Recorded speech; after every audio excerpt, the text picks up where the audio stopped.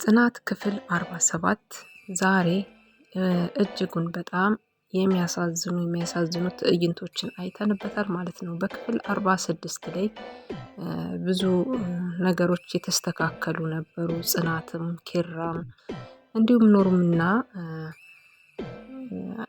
ሌሎች ተዋናያቶች የተወኑበት እጅግ በጣም ደስ የሚል ሁኔታ ላይ ነበሩና ሁሉም መስመር የያዘ መስሎ ነበረ። ዛሬ ግን በክፍል 47 ላይ የኪራ አባት ተገናኝተዋል። የኪራ አባት መምጣታቸው ደግሞ ትንሽ ነገሩን ውስብስብ አድርገውታል። እንዲሁም ደግሞ ጽናት አባቷም ከገጠር መጥተዋል። ጽናት አባት ከገጠር ስለመጡ ደግሞ እጅጉን በጣም ጽናትም አባቷም ተጨናንቀው ነበረ። ጽናት በአጠቃላይ እጅጉን በጣም ፈተና ውስጥ ትገኛለች። በአሁኑ ደግሞ ከባዱ የሆነው እስካሁን ከቤት ሰራተኝነት እስከ ብዙ ነገሮች የደረሰችው ጽናት ዛሬ ግን ይሄንን ነገር ትወጣዋለች ወይ? ጽናት ይሄን ነገር በእውነት ትወጣዋለች ወይ?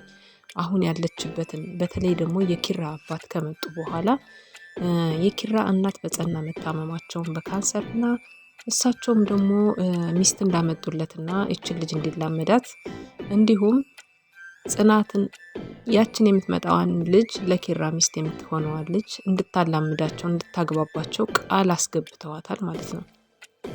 ይሄ ማለት ደግሞ ለጽናት እጅጉን በጣም የሞት ሞት ነው። እንዴት ነው ኪራ ሊላመድ የሚችለው ከዛች ከምትመጣዋ ሴት ጋራ? የኪራ እናትስ ምን ያስቡ ይሆን? የኪራ እናት እውነት እሳቸው ልጄ ወልዶ አግብቶ ወልዶ የእሱን ልጅ አይቼ ልሙት ብለዋል? እውነት ነው። አንድ እናት ያንን ልትፈልግ ትችል ይሆናል። ግን ኪራ እንዴት አድርጎ ሊያምን ይችላል? በጣም እጅጉን በጣም ሲበዛ በፍቅር ወድቆላት ያለው ለጽናት ነው ኪራ ማለት ነው። በአሁኑ ሰዓት ላይ ኪራ በጣም አፍቅሯታል ጽናትን። ጽናትም ደግሞ እጅጉን በጣም የተፈተነችበት የፍቅር መንገድ ላይ ነው ያለችው እና አሁን እፎይ ባለችበት ሰዓት አባቱን መጥተው ነበረ። በዛ ሰዓት አሁን አባቷን ብትሸኝም አባቱ ደግሞ ይሄንን መርዶ ነግረዋታል ማለት ነው። ለጽናት ብቻ ነው እናትየዋ የካንሰር ታማሚ መሆናቸውን የነገራትና እጅጉን በጣም አዝናለች። እናቱን ማሳዘን እናቱን ማስከፋት ሆኖ ታየባት። እኔ የኪራ ሚስት ነኝ ወይም ጓደኛው ነኝ ብላ አልተናገረችም ማለት ነው። ሁሉን ነገር በሆዷ ይዘዋለች ማለት ነው። እና እሳቸውም አባትሽን ጨምሬ በመያዜ መልካም ሰው በመሆኔ ነው ብለዋታል ማለት ነው የኪራ አባት። አዎ በጣም ከምር ይሄኛው ፓርት ላይ በጣም ነው ያስለቀሰኝ ማለት ነው። እንደ ሰውኛ ስታዩት ድራማም ቢሆንም በጣም የሆነ ልብ የሚነካ ነገር ስላለው ነው።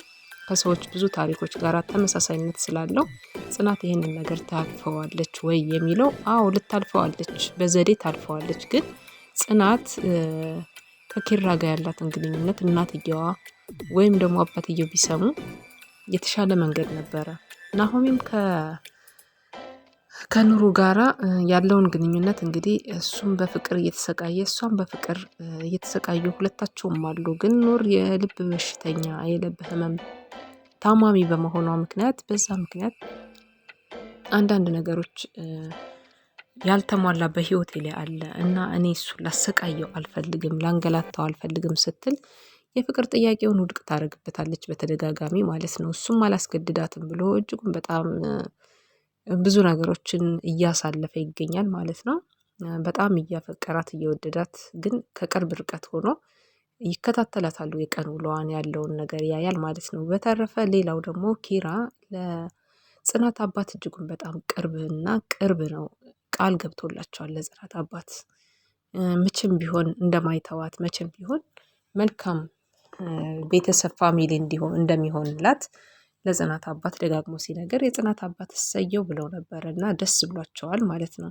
የጽናት አባት የተደሰቱት ሰው አላት ልጄ ወንድም አላት የተጠጋችበት ቤት መልካም ነው ብለው ስላሰቡ ነው። ትምህርቷን ማቋረጧና መተዋ እሳቸውም ገብቷቸዋል።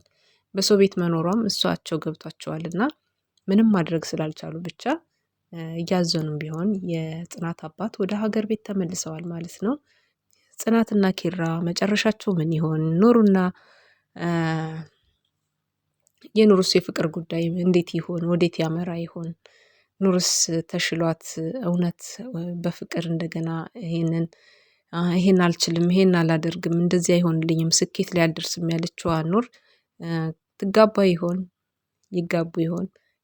በነገራችን ላይ ካሌቦ የሌለበት ምኑንም አያምርምና እጅጉን በጣም ፈታ ያለ ልጅ ነውና እስከነ አህያው ሞተልሽ እያላችሁ ላይክ እያደረጋችሁ ሰብስክራይብ፣ ሼር እያደረጋችሁ የፍቅር ቤተሰብ ይሁኑ በውዴታ ብለናል ማለት ነው።